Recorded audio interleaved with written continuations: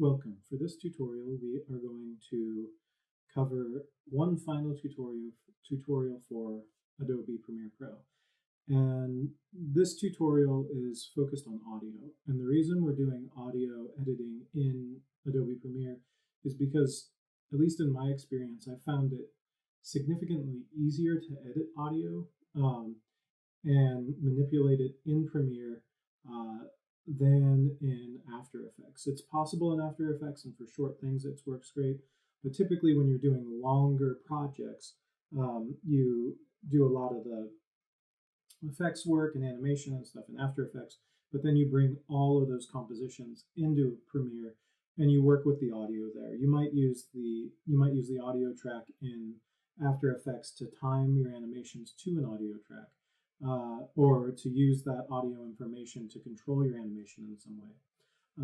But it's rare that you're actually editing it together and manipulating levels and working with multiple audio tracks in After Effects. And so for this next project, we're going to be including audio. And so I wanted to show you how to work with audio first and potentially add audio to that final project you did in Project 1. And so we're going to cover things like adjusting audio levels on a per track basis, looking at how to adjust kind of the master levels for the entire project, where in the range of 0 to negative infinity decibels you want your audio levels at typically, to avoid clipping and to make them loud enough to hear. And we'll look at how to keyframe audio amplitude in your different clips, and then also how to take something that maybe has noisy audio and essentially export the audio track into Adobe Audition, clean it up, and bring it back in. Okay, let's get started. So one thing that you can do with audio is this is a project that I just assembled and we're going to be using in the kind of as a base for the tutorial.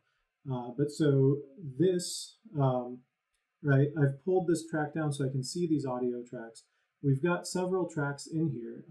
So just halfway between F5.6 and Under computer control now.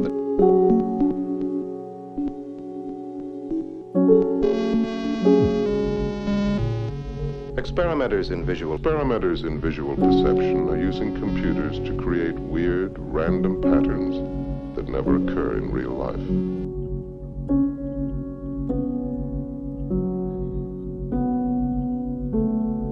Experimenters in visual perception are using computers to create weird, random patterns that never occur in real life.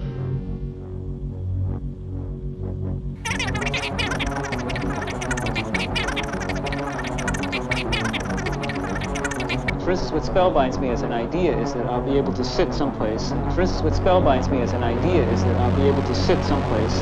For instance, what spellbinds me as an idea is that I'll be able to sit someplace.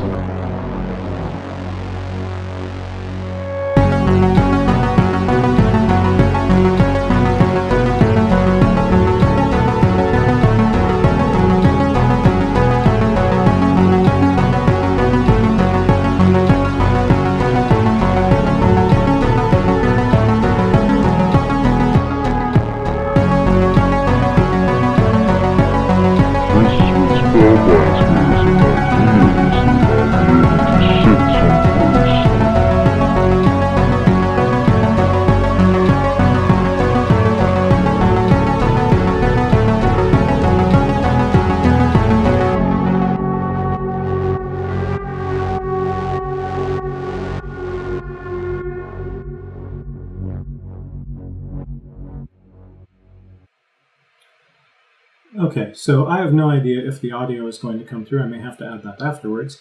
But what's happening in here is I've pulled in an audio track that I found on the internet, and I started using the peaks, right? Which, when this is compressed small, sometimes it's really hard to see these peaks. But right, this is the audio waveform, and so in this audio waveform, there are various peaks. And as we go through the different footage that I'm using, there are moments that happen in this footage that coincide with the audio peaks, right? So I'm using, and it's not even necessarily when a new clip starts, but in this case it is, but I'm using the audio peaks as a way to time when I'm making my cuts. And so you can see even here, there's, you can't hear it right now because I'm going so slow, but there is like a little, you can't even see it, but right, that times nicely with something as well, right? So trying to find ways to time action to audio signals, right? To musical track, right? So you can essentially create a music video or create something where that timing fits really nicely and feels appropriate. Oh, maybe it was this one where, yeah, it hits right there, right on that peak, right? And so, and all I did was I grabbed, a few clips from one video and assembled them over this audio track that I found online. And so, and then you can hear the audio. I left the audio on these tracks, and you'll notice that some of them are slowed down and some of them are sped up. And that's because I manipulated the speed in order to fit it into the place that I wanted it to be. And so I actually liked the way that those sounds, that the voice and everything sounded when it was slowed down a little bit, or when it was played at real time, or sped up just a touch, or a lot in this case, and how it paired with the music as the music was crescendoing. And so there's many points in here where things happen, right? And I use, there's a couple times when he looks down, and it's not there, but there's a couple times when that character looks down, and as he looks down is when there's a downbeat, right? So like right here, as there's a peak, he's looking down. And so I timed this so that the timing of the end of that clip would hit one of the end of these peaks. And this would be the next clip. And so I modified the timing on these clips in order to do that. All right, so that's one way that we can use audio as part of our video production. So let's see how we start to do this. So what I would like you to do is go up to File at the top of the screen, and we're going to go down to New, and we're going to go down to New Sequence. And I don't care what it's set to right now. I'm just going to hit OK. And we haven't created a new sequence this way. And when we do that, it's going to be set to I think it was set to HD footage. But what we're going to do is we'll go ahead and drag in one of these video clips. And so I know that this is the clip that I want. This is the sequence that I've created. So I'm just going to go ahead and double click on this, and you'll see I've already got a section selected. I'm going to be sending you this entire project as a zip file with the assets, so that a lot of this work is done. You can grab the clips from the one that I've created, and you can create your own, modify it, do whatever, grab different clips, whatever makes sense for playing with these features. So I'm just going to go ahead and grab this, and I'm going to drag it down here. Now, as soon as I do that, I'm going to get this warning that says, right, this clip does not match the sequence settings, change sequence to match the clip settings.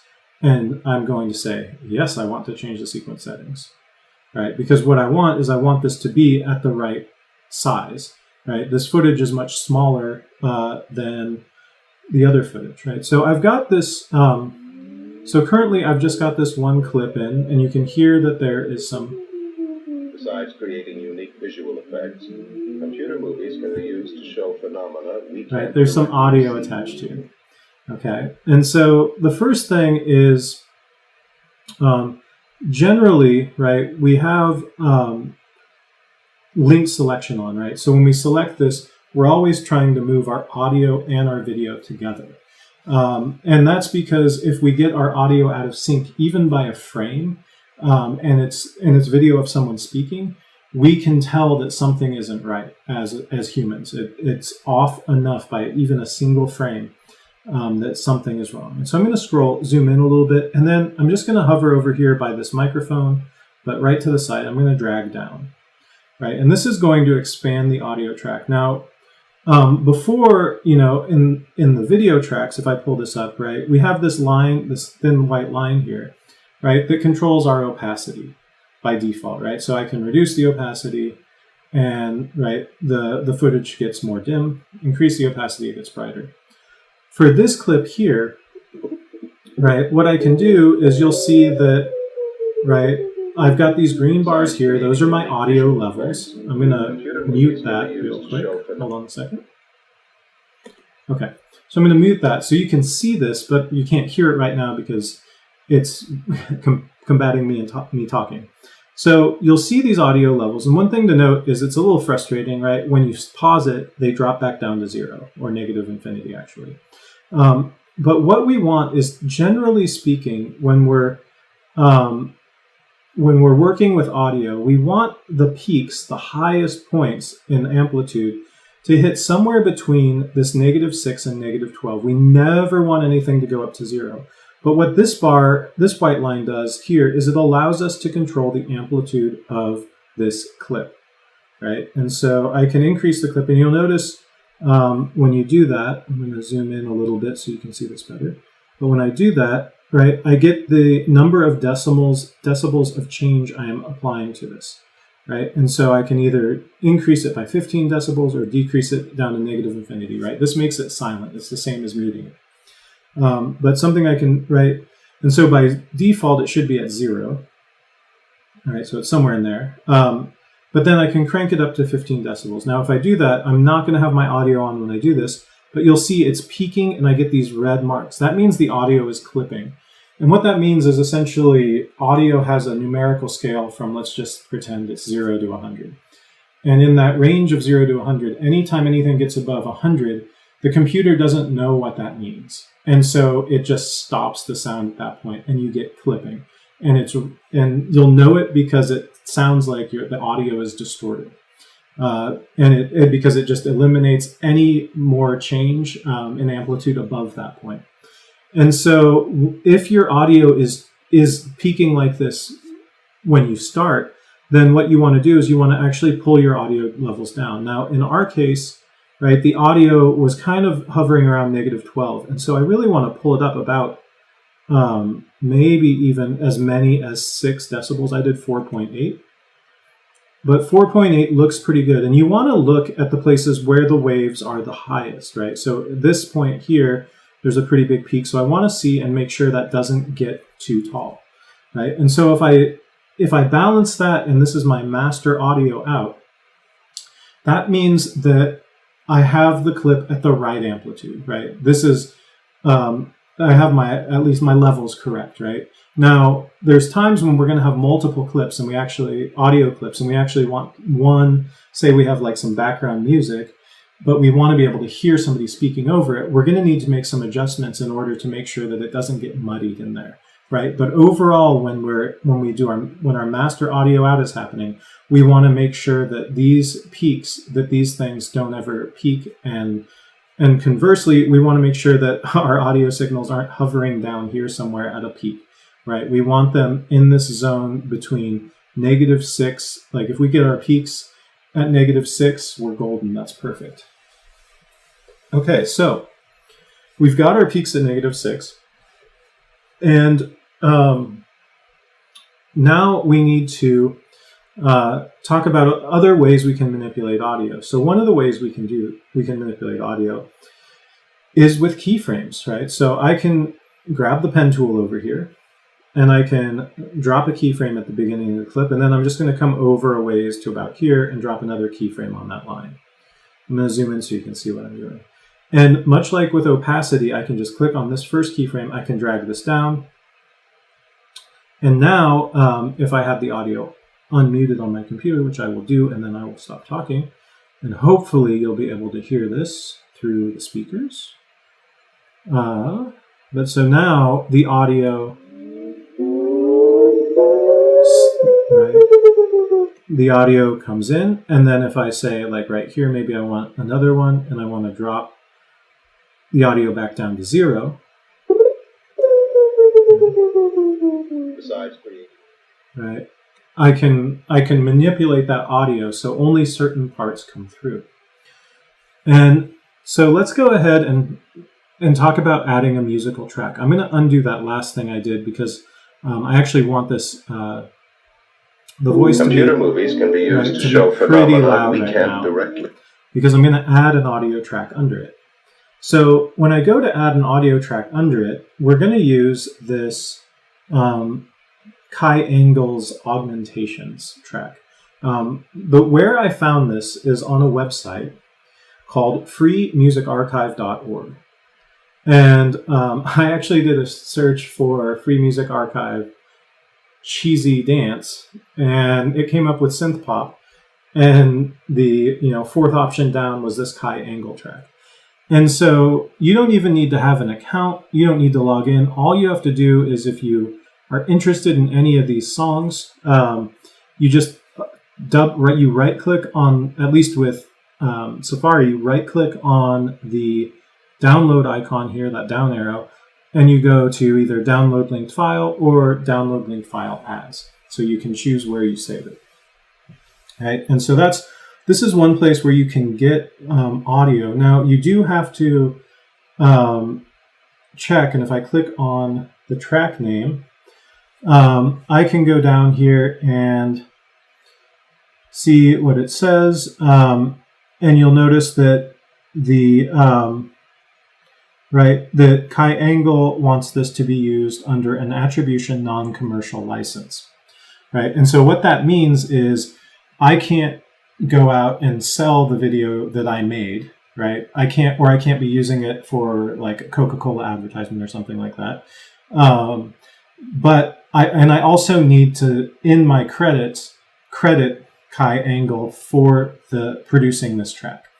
And so some of these things are, sometimes they're, on the Free Music Archive, some stuff is public domain or CC0, which basically means it's free for you to use. You can chop it up, you can remix it, you can do whatever you want. You could make a Coca-Cola commercial or a political ad and use that as your background music, and the creator doesn't care, right? Or the creator died and the copyright was released to the public domain like a century ago. And so you'll also notice there is this filmmakers one, and there's an FAQ. So you might want to take a look at that just to know what they have. Certain lists of things that are meant to be used in film, that the creators have basically set things up so it makes it a lot easier to use it for film. In this case, right, this is a non-commercial use. It's for education. And so this fits within this license. And obviously I've said Kai Engel's name several times, and I will continue to say it because it's a great piece, and it's actually just the right length for a tutorial, right? It's 1 minute and 54 seconds. That's a good amount of time. Okay, so that's one place you can get free music, right? There's other places that you can also get. There's one called Sound Bible, and I think there's Free Sounds, and there's several other places you can find music. Premiere actually, and we'll look at this, has a bunch of music that you can use, but it's everybody that has Premiere is going to use the same tracks.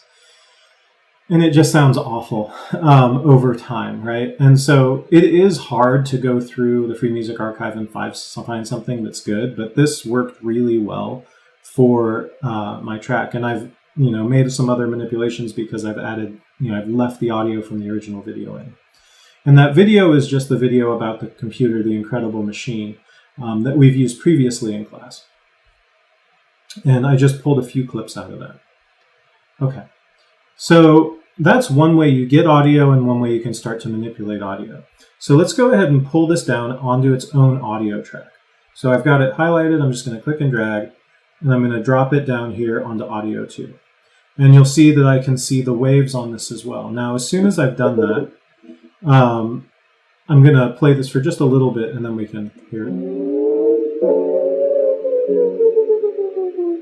Right? You can hear it under there, but it's competing in amplitude with this other audio track. And so what I'm going to do is I'm going to go ahead and just pull the amplitude of the audio track that's on top down. And you'll see, right, I have these multiple points. I should be able to just delete some of these keyframes by selecting them and hitting delete, right? And there we go. Right, so now that's a little bit flatter. Right. So now this other track is coming through, and I've got phenomena. a better mix of these two audio tracks. This film describes the motion of communication. Now, all I'm seeing here is the final output. So when we're working with audio, it sometimes helps us to use the audio layout. So I'm going to click on audio. And when I do that, you'll see here's all the essential sounds that you can use. I don't know. I have no idea what this is. By studying it, scientists can change. Oh God, that's awful. So don't use those. Right? So there's like really cheeseball crap you can use over there. I'm going to pull that play area back. That's weird. But what I want to show you in this view is there's a couple things here. First, you have a bunch of tabs here, right? You have your media browser, which is what I think it defaults to. Your project, right? The audio tutorial, there's libraries, etc. over there. These are your audio, this is your mixer, right? And it allows you to see all the clips that you've got. So right now I have, right, 3 audio tracks. I have A1, A2, and A3. So audio 1, audio 2, and audio 3. Audio 3 doesn't have anything on it whatsoever. And you'll also see that I have this slider here that's the volume.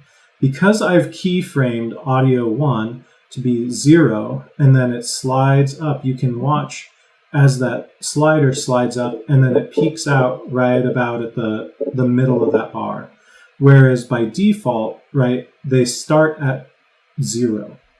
And so audio 2 is set to 0. Now, I can come up here and I can adjust this slider here, and that will adjust the bar in the window. But let's go ahead and pull this down a little bit so we can see that bar. So I'm going to pull this down so these waves are bigger. And so if I adjust it here and go down to -7, you'll see that it modifies it and drops it down to -7. I can also, go back up to 0 because I'm actually pretty happy with that. So now when I play this, you'll see that I can watch the audio levels in both tracks at the same time.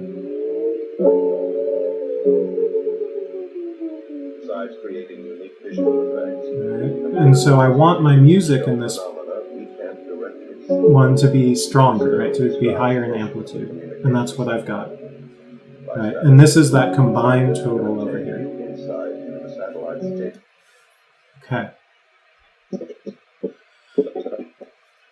So let's look at, we're going to add one more piece to this, and then we are going to, and we're going to talk about how to clean up some audio, because oftentimes you're going to be recording audio that's either recorded through a microphone or that's recorded through your phone. And both of those things are not, you don't get clean audio just straight out of a mic. Even if it's a really high quality mic, there's always bound to be some background noise that you're not looking forward to. And so I'm going to go ahead and bring in one more audio clip that I thought I had loaded already, but maybe I didn't.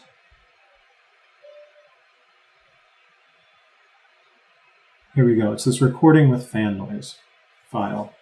And this is, so I'm going to go ahead and just pull this on, and I'm going to put it in audio track 3. Right, and so so you can hear you'll hear how awful it is here in just a second. I'm going to go ahead and I'm going to pull this center bar up because I don't need that much space for video right now. All I've got is this one track, but I'm working with audio, so I'm going to go ahead and pull this down a bit.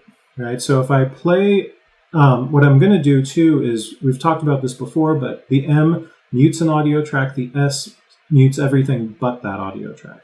Right, and so I want to do the S because I just want to hear this one track. And I don't know if you'll be able to hear this. This is an audio. But you can hear, if you can, and you're going to listen to it on your computer, you can hear lots of noise in the background. The computer fan running in the background because I'm currently rendering. Right, so there's a lot of background noise. And so, one thing I can do to, if it's minimal, what I can do is, if I use the selection tool, the letter V on the keyboard, right, I can pull this bar down, and that background noise will get quieter, but so do the main vocals that I want to hear. And so only if it's minimal is that going to be okay. And oftentimes the audio that I want to hear is actually pretty quiet, and I actually need to increase it. When I do that, the background noise is even going to get even worse. So how do I fix this? The way to fix this, and you should install Adobe Audition if you haven't already, or if you can also do this in Audacity, but I'm not going to do a tutorial on that. You're going to have to search for reduced noise in Audacity, and Audacity is a free audio program. So I'm going to go ahead and right-click on this clip, and if I have Audition installed, I'm going to go to the Edit Clip in Adobe Audition. And when I do that, I get this render and replace thing that happens, and then Adobe Audition opens up. And once Adobe Audition opens up, I'll have a view that looks something like this. You may not have this crazy graph on the bottom, but this is this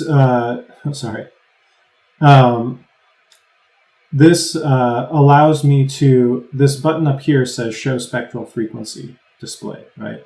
So this shows where the amplitude's happening, not only just where it's louder, but what frequency range it's louder in. And you'll notice if you look on the right side of the screen, you'll see in hertz, 10,000, 1,000, 800, right? These are lower frequency sounds and higher frequency sounds.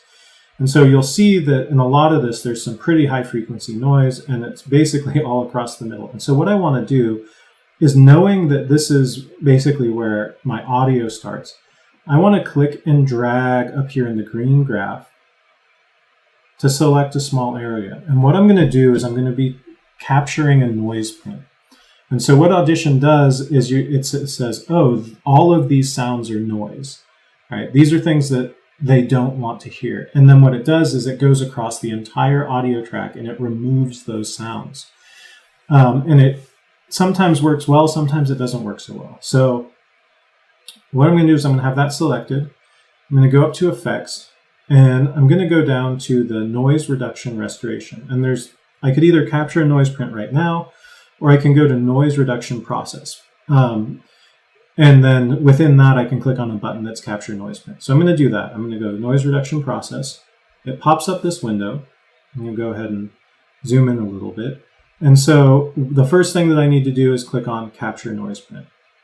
As soon as I do that, it prints out these beautiful colors here, right? And it talks about the high, low, and noise floors and the threshold for the noise. And then there's a bunch of settings down here that I can use. And so if I go ahead and play this, you'll see this green button is turned on. That means the effect is currently on in a preview setting.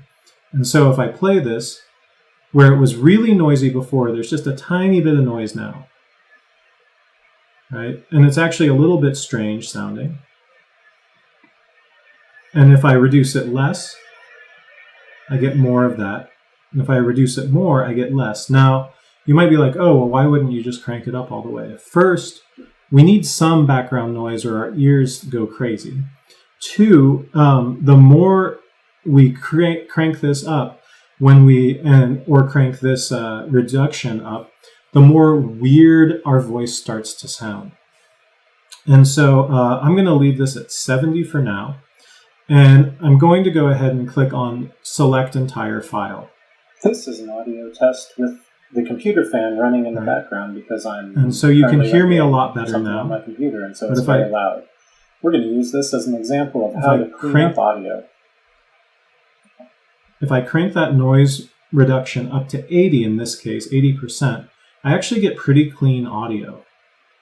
This is an audio test with the computer fan running. And I currently have my spectral decay rate set to 7%. Right? If I increase this to say 15% and hit play. In the background because I'm currently rendering something. Sometimes you get some weird things. If I increase this to 60%, we'll see what it sounds like. On my computer, and so it's very loud. We're going to use this as an example of how to clean up audio. So I don't know if you can hear that, but there's essentially echo. I can hear space behind this, right? It makes it sound like I'm in a bigger room. And so that's something, and sometimes you get these weird electronic-y sounding things happening, and there's two ways you can stop that. Basically, you either reduce the amount of noise reduction, or you adjust this reduce by down, right? Sometimes when you go up higher here, and I'm going to put this back at 7 because that's, actually 15 would be nice. A little bit more space in this audio. This is an audio test with the computer fan running in the background because I'm currently rendering something on my computer, and so it's... And oddly, this audio is not going crazy and doing weird things, even though I'm cranking it up. So I'm not 100% sure why that is, but you'll notice sometimes it makes your voice sound weird. And so you just have to reduce it as much as you can before that threshold is hit. And if you are happy with it, you go ahead and you hit apply. And you'll notice that this gets visually cleaned up, right? This line is now thin and flat, which means there's no more audio noise there. And you'll also see there's a lot less noise in these areas where there was noise before. There's still a little bit. And you can actually do, if you have really bad audio, we can talk about it, but you can actually do several reduction passes that are less intense. You just slightly reduce it, and then you save it, and then you slightly reduce it, and then you save it, and then you slightly reduce it again. And you can get rid of a bunch of noise and get really clean audio, and you don't get any other weird like audio artifacts that happen. But in my case, this seems to be working pretty well. So I'm going to go ahead and save this, right? Just Command or Control S, depending on if you're Mac or Windows. And that saved very quickly because it's a small file.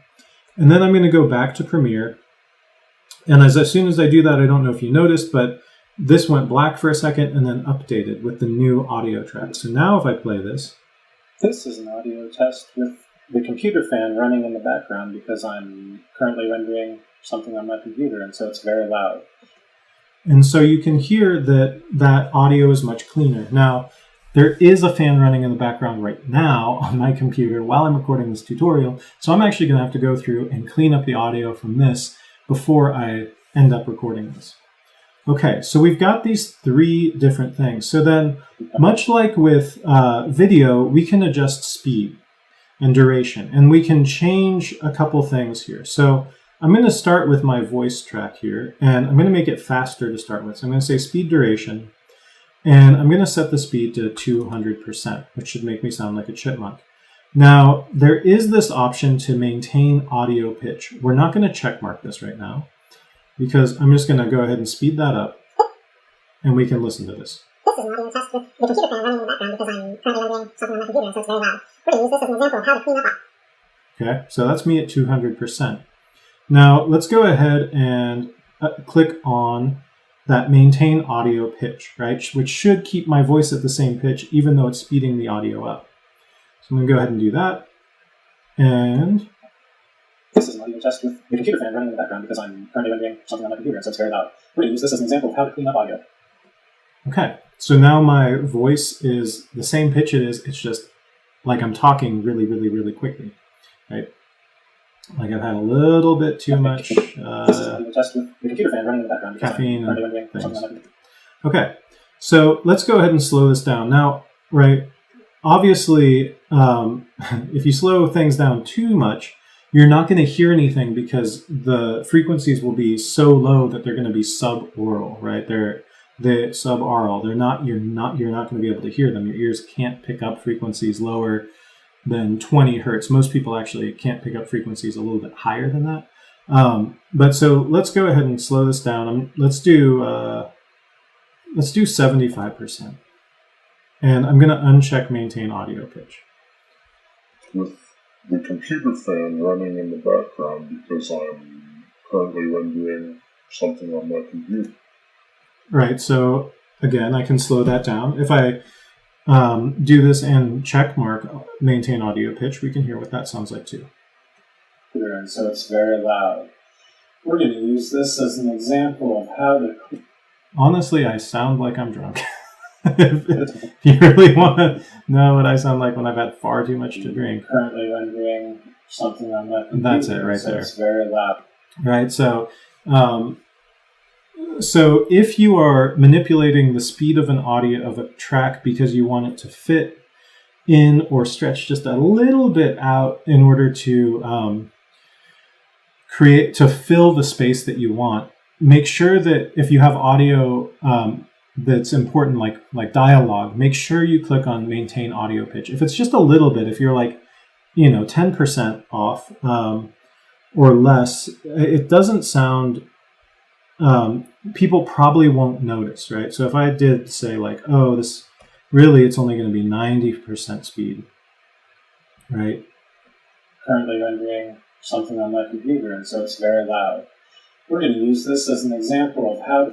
Right. So in that case, I'm a little bit slower. I'm speaking more slowly, but I'm not.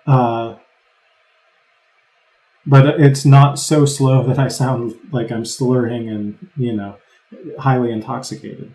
The same goes for if it's a little bit faster. Like it sounds like I'm more energetic and I'm talking a little faster, but it isn't turning me into a chipmunk or making me sound like I can speak at some incredibly high rate of speed that's impossible.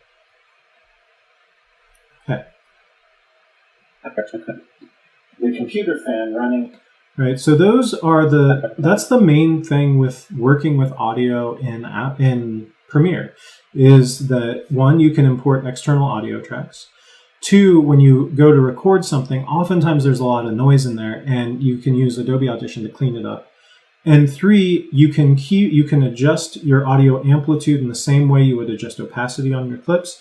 And you can use the pen tool to essentially ramp up or ramp down the audio levels. And much like with video, you can also do ease in, ease out. You don't have to have this linear ramp as the audio signal gets louder. Something to note, we hear things in logarithmic, which is an exponential scale. Like that's like when you turn up the volume on your car, you're not turning it up in an even amount. You're turning it up. It's basically each little notch is twice as loud as the notch before. And so that is all already built into Premiere as well. And so this linear ramp is really, it's linear through the decibels, but the decibels are exponential, right? So, so you don't need to do that to have like a accurate like increase in volume, right? It's more if you want this to very quickly get loud or to very slowly get loud, then you can use the curves, the Bezier curves to make that happen. So what I would like you to do as what to turn in for this tutorial is to take the video clips that I've got in here and to take some of these resources or bring your own in, find your own audio track, use this audio track, and just play and play with the different audio, with the audio from the file, with the audio, that external audio clip that I brought in, or that ridiculousness of me speaking, or record yourself on your phone, on your computer, whatever, and clean up that audio and just have fun and make something interesting. You could also bring in your project from project one and you could recut your clips. But yeah, I'd like to see, what you come up with. Okay, that's the end of this tutorial.